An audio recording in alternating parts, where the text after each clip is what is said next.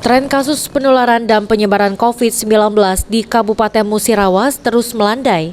Jika beberapa waktu lalu masih ditemukan adanya desa berstatus zona merah dengan jumlah kasus cukup banyak, kini mayoritas desa di Musirawas berstatus zona oranye, kuning, dan bahkan hijau.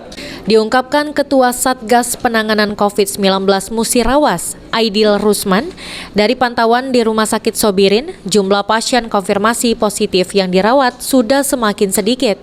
Dari data terakhir, diketahui tinggal 7 orang pasien yang dirawat di ruang isolasi.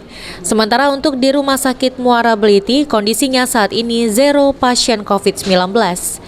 Meski jumlah kasus COVID-19 alami penurunan, masyarakat tetap diminta untuk tidak lengah dan mematuhi protokol kesehatan. Satgas juga masih melakukan pembatasan kegiatan masyarakat yang berpotensi menimbulkan kerumunan, salah satunya hajatan atau persedekahan. Yang jelas kita masih menerapkan PPKM, kita masih berlangsung sampai dengan tanggal 6 September. Kita pun masih ketat melakukan pengawasan terhadap lokasi-lokasi yang berpotensi terjadi kerumunan. Kemudian juga kepada untuk tempat maksudnya untuk kegiatan persedekahan atau hajatan masih kita batasi.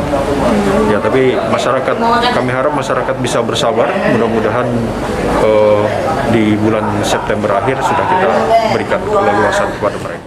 Untuk jumlah kasus positif COVID-19 di Musirawas mencapai 2.400 kasus dengan tingkat kesembuhan pasien sebanyak 2.269 dan yang meninggal dunia mencapai 84 kasus. Tri Hajariah, PAL TV.